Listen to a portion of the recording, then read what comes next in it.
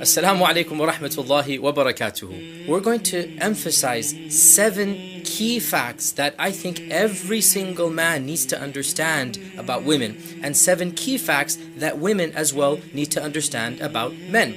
Let's begin with women. What do women need to know about understanding men? And inshallah ta'ala, the goal of this is that when you understand these 7 points, it will better your relationship, will help you understand what exactly a man needs, what is he craving for. So, point number 1 of these 7, perhaps the most important out of all of these 7, what a man really wants from his wife, most of all, is respect.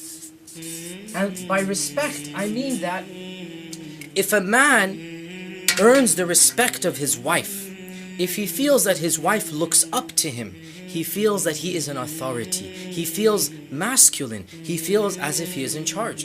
And Allah subhanahu wa ta'ala has said in the Quran, الرِّجَالُ قَوَّامُونَ عَلَى النِّسَاءِ, that men are qawwam over women. Men are the caretakers, the providers of women. And even modern psychologists fully understand this human characteristic.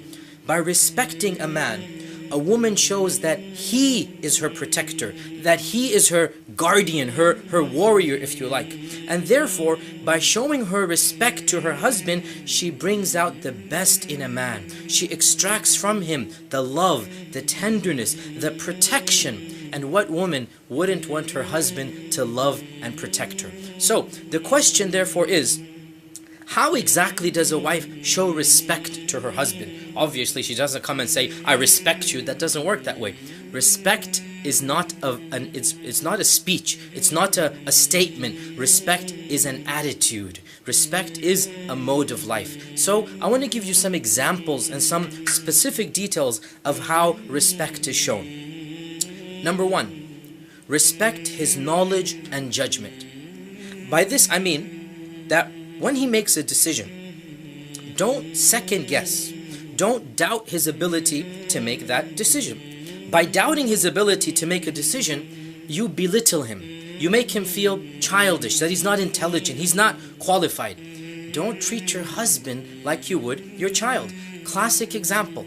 If your husband wants to purchase something that you perhaps disagree with, you don't necessarily agree with, let him do it. It's his money. If your husband is driving and he thinks that he needs to take a right turn, and you're pretty sure that the house is on the left that you're going to, unless he asks for your advice, just let him do it. By always commenting, by always doubting his decision, you're showing him that you simply don't trust him. Now, obviously, I'm not suggesting that all wives become completely and totally submissive, but I'm arguing that the general rule should be that they respect their husband's judgment, even if he's wrong, which leads me to my second point.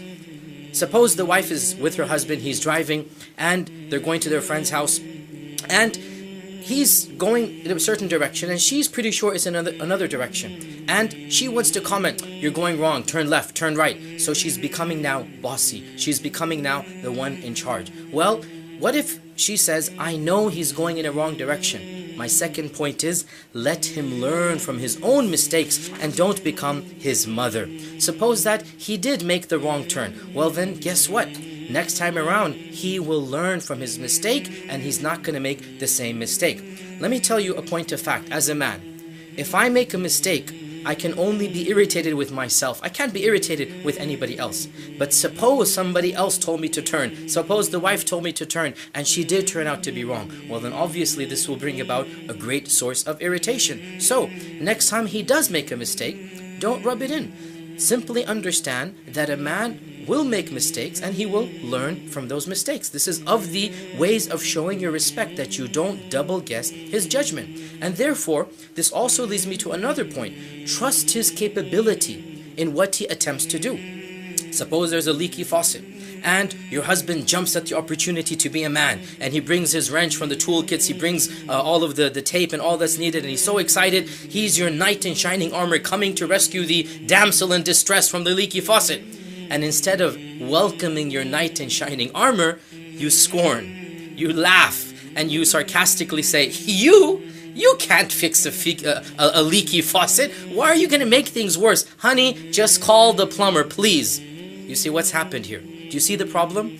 A man is trying to help out. Your husband is trying to save the day. But his wife presumes that he has no idea how to do the job. This is humiliating. It's painful. It's deflating to his ego. Basically, you're saying that you don't trust your husband to fix a leaky faucet. If you don't trust him to fix a leaky faucet, how can you trust him to be a real protector, a husband, a father to your children? The bottom line, let him try to fix the leaky faucet. Let him make a fool out of himself, in front of himself. Let him learn from his mistakes. And you know what? Most of the time, I'm pretty sure, most of the time, anything your husband attempts to do will actually be successful, much to your surprise. A man loves to take up a challenge. A man loves to break things apart and put it back together. Believe it or not, most men are not idiots. They can try to solve the problems that they're attempting to do.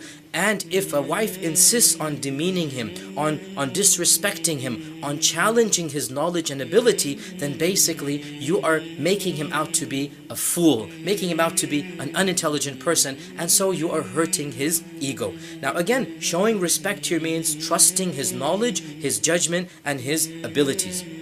Also, one of the ways of showing respect, be respectful in your tone and in your choice of words.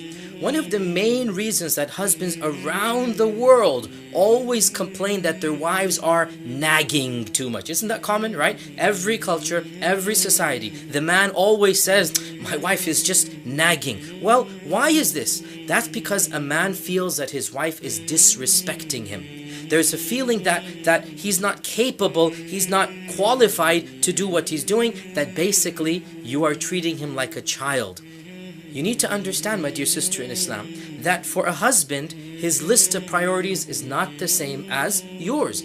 A husband, a man, has other deadlines, other responsibilities. Going back to the example of the leaky faucet. Suppose your husband has been told once, twice, 5 times that there is a leaky faucet, and he's aware of it. Well, you need to realize that there are other things on his agenda. Perhaps he has a major project at work, which has to pay the rent, which is far more important than the leaky faucet. Perhaps he has to spend an afternoon doing another project that he feels is more important. No doubt, the leaky faucet needs to be solved, but there's a time, a place, and most importantly, a tone of voice and a choice of wording that needs to be displayed when a wife will continue to remind her husband of something that needs to be done. And if your husband states his opinion or suggests a plan of action, don't immediately retort back with a sarcastic comeback. Again, I'm not suggesting that wives be servile and docile and submissive, but I am saying that disagreements and alternative views need to be presented within a framework of respect. Also, if you want to respect your husband, never, ever, in any circumstance, crack a joke about him in public, in front of other people, in front of his family and friends. I don't know how else to put this. I'll be as blunt as possible. Men have fragile egos. Men have extremely fragile egos. Call it male pride, call it manliness, but they do not want their wives disrespecting them, dissing them, putting them down in public. Sisters, let me ask you, would you like it if your husband teased you in public, commenting on your appearance, or you might have gained a few pounds or something of that nature? Would you think it was funny if he commented on the fact that your body is now growing old or something? Would you like that? You are very sensitive of this. Realize your husband is sensitive of other issues. For a man, if his wife does not respect him, who else will? Conversely, if his wife respects him, if his wife looks up to him, then he can challenge the world and he can take on the world. So one of the best ways to show the respect for your husband is to praise your husband in front of family and friends. When your husband, whether you do it in front of him or behind his back, so even behind his back, when you're in front of his family, let's say, you say, MashaAllah, Ahmed takes such good care of me and he's this and he's that, it's going to trickle back to him. His brother's going to come back, the mother and father's going to come back. Do you know what that's going to do to a husband when he hears that his wife is praising him? Do you know the love that's going to gush out? Do you know the sympathy that's going to come when he sees that his own wife is praising him? Go ahead, inflate his ego. You're going to reap the benefits of that. And praise him to his face as well. Every man loves to hear that, I'm so proud of you. You did a wonderful job today. After a presentation, after a leaky faucet, whatever it might be. Every man loves to stoke that ego, and if his wife is going to look up to him, then he feels the world is going to look up to him. One final point about respect. If you did do something that you feel show disrespect, acknowledge it and say you're sorry. Show your remorse. Show that you want some sympathy. Basically, be a woman, and your husband will be a man who loves you back in return. If you look at our tradition, our ahadith text, it is very clear that our religion demands respect to the husband. And there's a legitimate reason for this. Our Prophet ﷺ said it. All of you know this hadith, and it is a lot of time misused and abused, but that doesn't deny the fact that it is a hadith. Our Prophet ﷺ said that I do not allow anybody to prostrate to another human being. But if I were to allow any human to prostrate to another, I would have commanded the wife to prostrate to her husband. This is a famous hadith, and I want my sisters to understand the basic human psychology behind it. Sisters, if you treat your husbands with respect, your husbands will take care of you, will cherish you, will nourish you, will love you, will comfort you, because that is exactly what a loving and a respectful husband does. Conversely, if you treat him with disrespect, then don't be surprised that he will not treat you the way that you think you should be treated. Assalamu alaikum wa rahmatullahi wa barakatuh. We were talking about the points that every single woman needs to know about male psychology, about how and what her husband wants in a relationship. Point number 1 was respect. Point number 2, men are created to provide. So it is ingrained in them that they're going to take care of the one whom they love. It is in the fitrah of a man that he wants to protect his wife. Men feel the need to take care of their wives, and they feel useful, they feel functional when they do. And this goes back to what Allah says in the Quran, that men are qawwam over women. And of the meaning of qawwam is to take care of. And we all know that our Sharia obligates upon men to take care of the woman. And this is in complete harmony with the natural instinct that Allah has given us. Therefore, when men do take care of their wives and their families, they feel a sense of pride and accomplishment. Men like to be dependent on. They like to be viewed as providers and supporters. And therefore, working hard for the family is a part of being a man. The irony here is that when a woman complains that her husband is working long hours and therefore is not home to be with her, to pay attention to her, to not showing her love, the irony is that from the man's perspective, he's working long hours because he loves his wife, because he wants to provide for his family, because he wants to rise up in his work and get a better and better position. And this goes back to the languages of love. Men show their love by providing the financial support, by providing the physical needs of the family, whereas women, by and large, don't view this as being an act of love. And therefore, women need to understand that dedicating long hours to one's work, to one's sustenance, this is in fact the sign that a man loves his children, loves his wife, and wants to take care of them.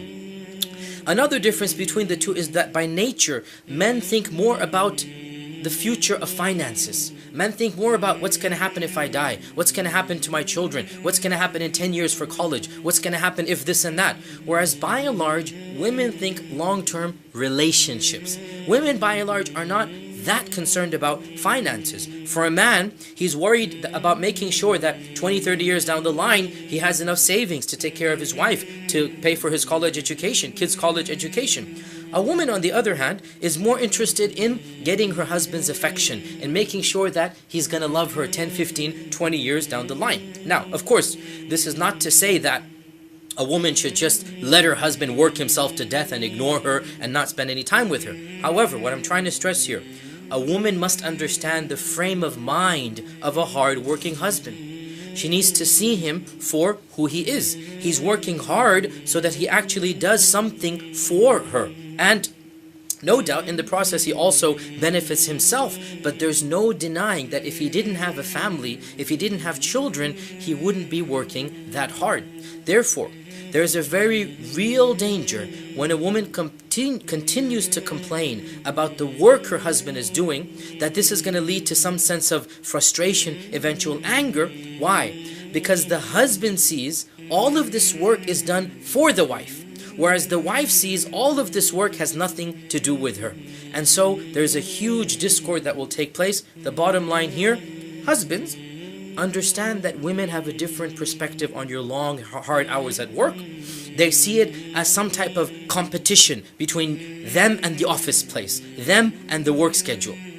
And so you need to understand that while work might indeed be important, family also has a place. Remember what our Prophet ﷺ said, give the rights of every person as they deserve it. Give the rights of your boss and your family, and make sure that the two of them find a compatible middle. Don't sacrifice one for the other. And no doubt there's not going to be a perfect solution. You can't make everybody happy, but do realize that your wife might have a legitimate point that sometimes you do deserve to be home, sometimes you do need to cut back. Wives, our sisters, you need to understand that your husband's work is not a second wife. It's not a competition. There is no competition. He's working hard for you. He's working hard for your children. He's working hard in order to sustain the relationship, because as a man, he's worried about money. And so you need to cut him some slack and realize that that hard work is for you. And each of you needs to realize that that happy middle ground can only be obtained when the both of you communicate your needs and expectations to the other. The third point that I want every single woman to realize.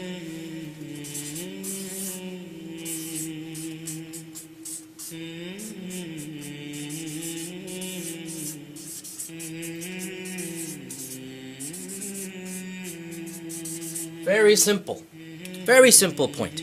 Sex empowers men. Men feel powerful when they're given sexual attention. It's no secret that men are sexual creatures. Everybody knows that. Even in this course, we've been stressing this point over and over again.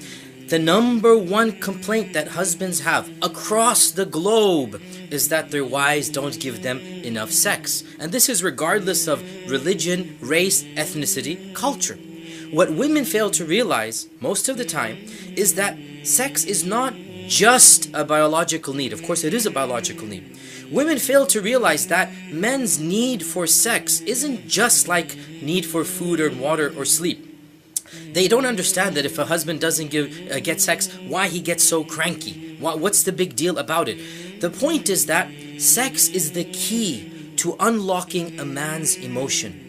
When a man is shown sexual attention, it makes him feel like a man. It makes up for any other faults that a woman might have. And when a woman does not give a man sex, every fault of hers, even imaginary faults, will be discovered by the man. Sex makes a man feel loved and allows him to love back in return. If a man is given his sexual needs, the husband feels as if he's ready to take on the world.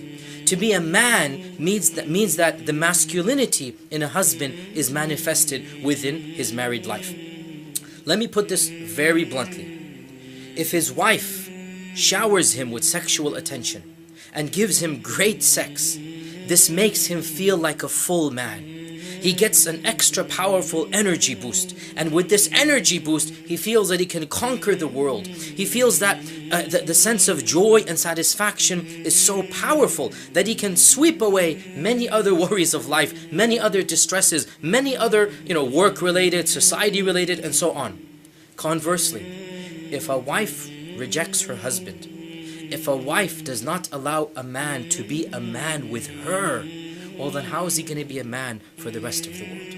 A wife's rejection of her husband is one of the most demoralizing factors that a man can possibly face. And it is for this reason that it is absolutely forbidden in our Sharia for a woman to say no to her husband's advances. Saying no is not just a refusal to be a wife, it's a refusal of him to be a man. Saying no is the ultimate height of disrespect, that you're denying him the very essence of his manhood. And plenty of men have told me, especially after all of these classes that I've been teaching, that the most painful, demoralizing factor, in fact, some of the men that I have interviewed and spoken to clearly suffer from what we would call depression. The single most painful, demoralizing factor in a relationship is the wife's continual rejection of her husband. Women, in contrast, seem not to realize what a great crisis this causes in their husband's life. Why? Because a man by nature bottles up his personal problems and issues. A man by nature doesn't speak about those emotional problems. And therefore, a wife many times is clueless about why their relationship seems to be going down the drain. There was one case that I was involved with that the wife was shocked that out of nowhere her husband divorced her. Why? Because this is exactly the reason that happened. Because she was reading a novel that he didn't like her to read, a fictional novel that he saw the book and he says, and it's just one small thing led to another. Anger came, and the next thing you know, she was divorced. And the couple called me up, and the wife was all confused. I don't understand. This came out of the blue. And then when I spoke to the husband privately, the first question, point blank, I asked him, how is your sexual relationship with your wife? And the husband just froze, because he was not expecting this question. The husband just froze, began to fluster, and then he almost broke down in tears, and he confided with me that it was the source of the greatest tension, that it was because of that sexual frustration and tension that he was finding things to get irritated about. 90% of the time, when the husband is constantly picking on the wife, it's because of a sexual frustration. And I have been told by dozens of husbands that if there's a good connection in sex, every other fault of the wife is ignored. Bad food, late laundry, dirty house, everything is ignored. Conversely, if the sex is not good, then every fault of the wife becomes 10 or 100 times bigger than it actually is. In fact, faults will be invented when they don't actually exist. Therefore, sisters, realize that men's need for sex isn't just a biological need, it's a psychological need. And never in any circumstance, and this we believe as Muslims, but wallahi, even if you're not a Muslim, this is what modern psychologists are saying, that women should never refuse the advances of their husband, because saying no to your husband is to tell him point blank, you're not a man for me. You're not worthy of being a man for me. And if he can't be a man for you, how can he be a man for the rest of the world? We'll take our next break here and then come back and finish up what are the main points that a woman needs to know about a man. Assalamu alaikum wa rahmatullah. Welcome back. We're talking about the main points that every single woman needs to realize about men. The next point is very awkward. It's very embarrassing. Frankly, it's very demoralizing for many sisters. But it needs to be said as bluntly as possible. Throughout this course, I've been very frank with you. And the reason for this is that I firmly believe that knowledge empowers, that knowing the other gender, understanding basic male and female psychology will make a marriage situation better. The fourth point that every single Muslimah needs to realize is that women are the single greatest source of fitna and attraction for men. Men are naturally attracted to women, not just a woman, women in the plural. And even pious Muslim men, even happily married husbands, even people who love and adore their wives to death will find hundreds and millions and billions of women attractive. And that is because it is ingrained in the nature of men. No matter how beautiful their wife is, no matter how gorgeous, and no matter how much they love her. Sisters, please understand this point. Your husband can love you with his whole body and soul. But visually, one part of his brain, not his heart, one part of his brain will find millions and billions of women attractive. Women just don't understand how visual men are and how that affects their sense of appreciation. If a woman walks into a room, she might notice how expensive another lady's purse is, or how beautiful a lady's dress is. But she will hardly notice how tight that dress is on her body, or how that dress accentuates her curves, or how much skin is being flashed. However, when a man walks into any room, I can assure you that the first thing that he notices are all of these points. How tight the dress is, the shapes of her limbs, how much skin is being shown. And as long as he is in that room, even if he's the most righteous Muslim on earth, he will be battling the urge to stare. It's ingrained in every single person. In fact, it doesn't matter if the man is married or single. It doesn't matter if he's young or old. All men get a sense of thrill and a sense of happiness looking at a beautiful woman's body, and that is why our Sharia commands us to lower our gaze. Now, what this translates into is that a man automatically, inherently detects the presence of beautiful women. He's subconsciously aware of their presence even if he doesn't show it. If they go into a restaurant, if they walk in the lobby of a hotel, wherever they are, if somebody's dressed inappropriately, his head automatically, his eyes, no matter where they are, automatically will register that. Even if he's holding on to his wife's hand, one side of his brain is instantly registering all of these visuals that were coming in. As if that weren't bad enough, for every man, these images are constantly popping into his head throughout the day, throughout the night, and yes, even nights. Men dream about women. Typically, a young teenager finds his mind is inevitably wandering over to the topic of women every second, third minute. Every single young man finds it difficult to concentrate for any period of time without thinking of women. Now, why am I telling all of this? And I can assure you, sisters, I know your first reaction. I've taught this class too many times. You will say, I don't believe you, Sheikh. I just don't believe you. Whereas every single brother will be like, well, isn't that obvious? Didn't you know that? And I understand, sisters, it's very awkward for you to hear this type of information. Now, the first reaction of sisters is, if it's so bad, why don't you lower your gaze? Well, frankly, these days, even if you lower the gaze in the Western world, you'll see stuff you shouldn't see. But that's besides the point. What I'm stressing here is that even if a good Muslim man lowers his gaze, subconsciously, they are acutely aware of the presence of such women, and they're battling temptations to look at them. And it is true to state that it's impossible, even for the most righteous man, to guard his gaze 100% of the time. I am reminded of prophetic hadith and a statement of Ibn Abbas. In a prophetic hadith narrated by Sunan Abu Dawood, our Prophet ﷺ, it is said that he was sitting outside and a lady passed by in the distance. And he felt an urge. And he went to his wife and he satisfied that urge, and then he came out. And he said, verily, when a woman walks outside, Shaitan makes her look more beautiful than she is. Shaitan beautifies her up. So when one of you sees something that agitates him or basically, increases the desire, let him satisfy that desire with his wife. For indeed, his wife has what the other woman has, meaning his wife is a woman and the other lady was a woman as well. This is our Prophet Muhammad ﷺ. I want you to think about that. Even he was a man. Ibn Abbas, the famous cousin of the Prophet ﷺ, he commented on a verse that Allah says in the Quran that Allah shall forgive all of the that Allah will punish all of the major sins, but as for the lamam, they are overlooked. What is the lamam? Means the minor sins. As for the lamam, as long as you're righteous, they will be forgiven through the other good deeds. Ibn Abbas said, I know of no better illustration of what is a minor sin than the gaze of a man towards a woman.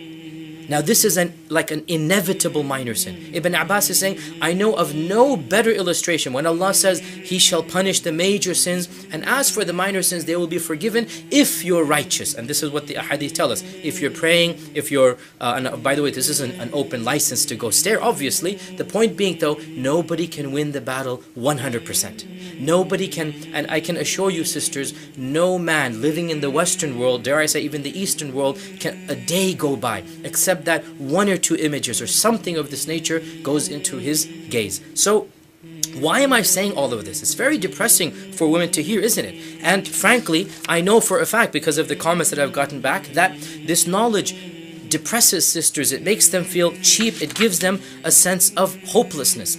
Sisters, I'm not teaching this to you to depress you. I'm teaching this to you to empower you for a better marriage. primarily for two reasons. Firstly, when you do catch your husband's eyes straying, of course, be irritated with him, show your pain and frustration, and also be a good Muslim wife to him, and later on ask him what you can do to help him. But don't ever interpret your husband's gazing as implying that he doesn't love you or he loves you any less. That's the main point here. This attraction that a man has for another woman literally is at a surface level. There's no heart attraction. The love is going to be for his wife, but it is a different part of the brain. It has nothing to do with the wife being unattractive, with the wife being any less beautiful. In fact, it's not even fully sexual. And by that I mean, it's not the case that every beautiful woman he sees, he actually wants to take her to a hotel or motel and do it with her. No, it's just that it's a man's nature to admire the outer beauty of a woman. And I'm reminded of a very famous scenario. I'm not going to mention the names in this class, but a case went to court. It was in the national media and whatnot, that there was a really famous world model. She is known across the world, and every one of you probably knows of her name. She's one of the top 5 models in the world. That's how beautiful she is, right? And she has posed naked and with clothes on. She is drop dead gorgeous. And her husband was caught looking at pornography in their own house, and so she ended up divorcing him. Now, what's the moral of the story here? This man was married to one of the most drop-dead gorgeous models on the face of this earth. But he wasn't satisfied with her. He wanted more. And the irony is, excuse me for being so blunt here, while this man is looking at these dirty images, there must have been millions of men around the world looking at dirty images of his own wife, because she's one of the top models in the world. And his own wife is in the next bedroom. That was the whole point, is that, the wife is at home, she's there, and he's not satisfied. He wants something else. Now, again, astaghfirullah, I'm not excusing what the guy's done. I'm not saying that this is right. What I'm saying, though, is that sisters, don't diminish your own ego, your own sense of honor and respect if you do find your husband looking at another woman. Of course, reprimand him, of course, rebuke him, but it's got nothing to do with you, and it's got nothing to do with his love for you. Secondly, when you realize that men have this huge problem looking at women, and they have all of these images circulating of women in their minds and popping up everywhere, around them, try to understand, just for a while, the frustration that he feels, the sexual frustration.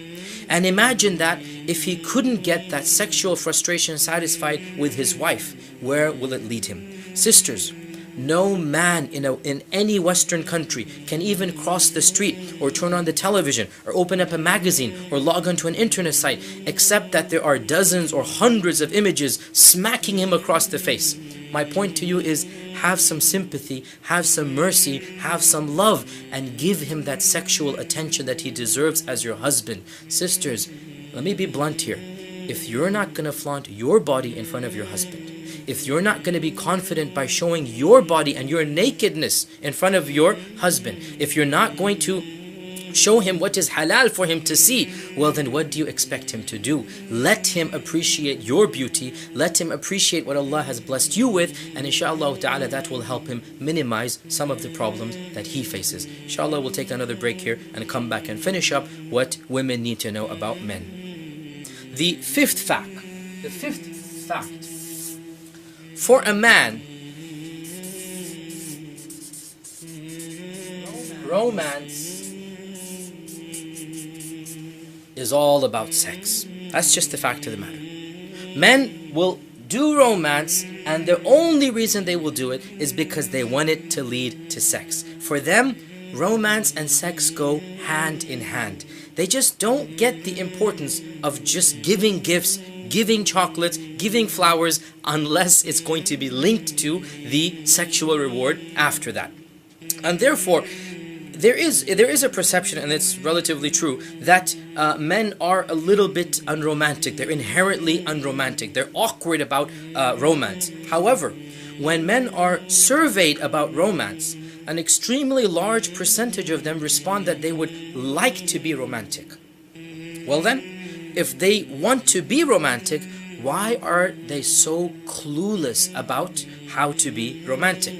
Well, as a man, let me tell you honestly how we feel. And of course, what I'm about to tell you is found in many simple self-help books and psychological guides, so it's not just coming from me. The number one reason men will not be romantic is because they fear that their efforts will be rejected, mocked, ridiculed, or discarded. In other words, men feel insecure about how successful their romantic attempts are going to be. So, therefore, women need to be extra sensitive about how they interpret and how they receive his romance. For example, suppose a husband tries to plan a romantic evening, and he goes to a restaurant, or he does this or he does that. A wife needs to realize, if she criticizes the food at the restaurant, the man will interpret this as he hasn't done his job. Now, even though for the woman's perspective, she might have had the best time in the world. She might have enjoyed the fact that he took her out. She's happy her husband spent time. But when she found a flaw with his plan, which was this restaurant, or suppose they went out to a movie, and she goes, what a boring movie. So then what you're basically implying, even though you don't imply this, but the husband interprets it, that you made the wrong choice in choosing this movie. Suppose he gives her a gift that she doesn't really need, or she doesn't like, or she's flustered and embarrassed by. And so she says, oh, why did you give me this? You shouldn't have. Why'd you spend so much money and this and that? Now, she might be flustered. She might be awkward or embarrassed, or maybe genuinely she would have liked another gift. But the point is, the man will interpret as if he failed. And therefore, even if something goes wrong outside of his control, he will feel he was the one who let him down. Now, the point here is that a woman needs to realize that when a man shows her some romance, the intention, the goal behind it is so that she literally melts in his arms. She thanks him, she kisses him, and eventually, yes, it is linked to sex at night. That's exactly why a man would want to do that. Now, another reason why romance is awkward is that the definitions of romance might be different for men and women. For many women, snuggling up on the sofa in front of the TV after a candlelight dinner is the main definition of romance. For a man, it might be taking his wife out on a drive, or doing something that he likes to do. It's a very different understanding of what romance is. Now, this problem is a little bit easier to solve, and that is that each couple needs to communicate what exactly they'd like to do together. Now, another problem is that if romance does not lead to sex, once again, the man feels a little bit let down. Well, frankly, he feels very let down. And again, I'm just being blunt here so that our sisters understand. By now, after all of these hours of lectures, surely we understand that men are sexual creatures. And romance is supposed to be rewarded with intimacy. And all you need to do is look at Western culture. Why do men wine and dine a girl? Well, because they want to sleep with her. Why do men go out on dates and spend money? Well, because they want to basically get her to their apartment. This is the reality of Western culture. And therefore, and that is in the fitrah. And therefore, when a husband does something for his wife, it is the biggest mistake for the wife to criticize that as somehow being inadequate. Sisters, realize, as I said before, men have fragile egos, very fragile. So when he brings you a gift, jump for joy, kiss him, hug him, reward him at night. Even if you didn't particularly like that gift, the fact is, by you saying no, or by you criticizing, you have effectively killed romance, and any other attempts are going to be stopped by him. Realize that one negative comment might mean the absence of 2 or 3 years of romance. So that's the 5th point. The 6th point that I want to make. The 6th point is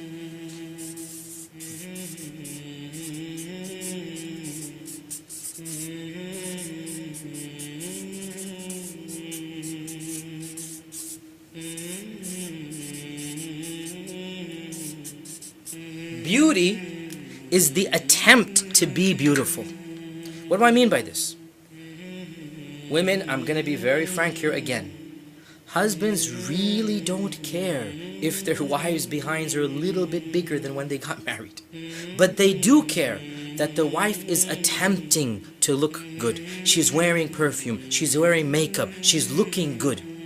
Husbands don't compare their wives to supermodels. They really don't. Husbands are happy with their wives, but they are very irritated and hurt if their wives don't care about their own looks. Sisters, let me tell you, frankly, one of the biggest complaints that I hear from husbands, and one that I also recognize, is that wives seem to spend hours getting ready for a sister's event, for their friends, for going out to a party, for going out to a wedding invitation. But they can't even spend 5 minutes of the day before their husbands come home to make themselves look better. And this is one of the biggest complaints that husbands have, that they don't make the extra effort to want to look beautiful in front of their husbands. And my dear sisters in Islam, the one person in the world who deserves your beauty, who's really supposed to see you completely decked out, is not your girlfriends, it's not the friends at the wedding party, it's your husband. And if you're not going to get ready for him, well then why are you spending time to get ready for anybody else? Women by and large don't understand the significance of looking good in front of their husbands. And they actually believe that they have to compete with the images of supermodels. Now it is true, I mentioned in a previous point, that the husbands are bombarded with these images. But let me tell you, as a man, a husband can decompartmentalize. He knows that these images are fake, or he knows that these are of supermodels. He's not comparing his wife's body to that of all of these supermodels. What he wants is his wife to attempt to look good, to put on some makeup, to dress nicely, to comb her hair, to be perfumed. And one of the biggest problems comes that a woman is very insecure about how she looks. And here is where the good news comes, that when a woman attempts to look good, when a woman takes time out, even if it's 5 minutes of her day, to comb her hair, to dress up, to put on some perfume, the husband sees that she cares about her appearance, that she's wanting to look beautiful. In one survey that I read, almost 85% of husbands surveyed said that what mattered was not that their wives looked 10 or 20 years younger, but that they showed they cared enough about their husband's feelings that they attempted to look good. Sisters, frankly, you are overly sensitive about how you look. You're overly critical. Your husband is nowhere near as critical of you as you are. Now, to an extent, it's a little bit healthy to be critical of your own looks, but it is true to say that for most men, what they want to see is their wives attempting to look beautiful, is their wives dressing up. The fact that they attempted to dress up makes them dressed up. The fact that they attempted to be beautiful makes them beautiful. And this is one of the most important and simple points that every single woman needs to realize. This leads us to the 7th and final point.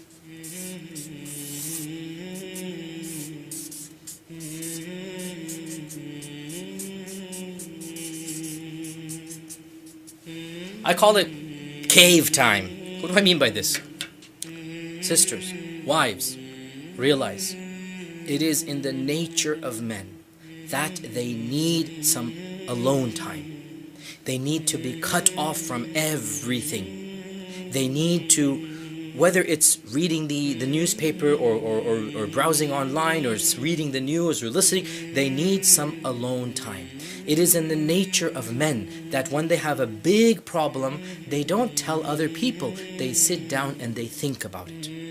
Or they'll think of other problems and let that work in the back of their mind. So for example, it's very common, men have a big problem, they're going to come home and listen to the world news. It's very depressing, a lot of things happening. You're looking at far bigger problems, and listening to these bigger problems actually helps a man cope with his own problems. Sisters, realize every single husband needs some alone time. It's called cave time. He wants to go into his cave, cut off from everything else around him. So when your husband wants that alone time, wants that cave time, let him go into that cave, but have some time. He needs to realize, of course, he needs to come out as well. Of course, one of the problems is that husbands, when they come out of the cave time, they just want to go to sleep and don't want to spend any family time. Definitely, that's the other extreme. But do realize, men are not as social as women. Men are not as open about their feelings as women. It is a part of being a man to go brood, to go contemplate, to go sit in a quiet corner, and that quiet corner could be in front of the television, it could be in front of the computer, it could be in front of a magazine or book. And therefore, if you have something really important to talk about and you find your husband in his cave, well then tell him, honey, when are you going to be finished so that we can talk? Now, of course, I mentioned before, husbands need to be fair as well, that if they say 7:30 or 9 o'clock, they better live up to their adjustments and their promises as well. But wives, realize that husbands, every man needs some time alone. When a man walks away from an argument, when a man goes into his room and the wife is having an argument with him, let's say, that doesn't mean he doesn't care. That's his cave time. You need to understand, for a man, a big problem is solved by quiet space, by thinking it through. This is the way he does it. Whereas for a woman, a big problem is solved by talking about it, by talking with her friends, by repeating the same thing over and over again. And a man doesn't solve things this way. Simply understanding this basic fact of male psychology will help going a long way in giving him some free space and allowing him to be who he is. And of course, no doubt, when we talk about the men, we'll say men as well need to understand that this cave time cannot eat up their family time. There's a time for this and a time for that. These are the 7 primary points that I want every single Muslimah to know about men, so that inshaAllah ta'ala it will help them in their relationships. Jazakumullahu khairan. Wassalamu alaikum wa rahmatullahi wa barakatuh.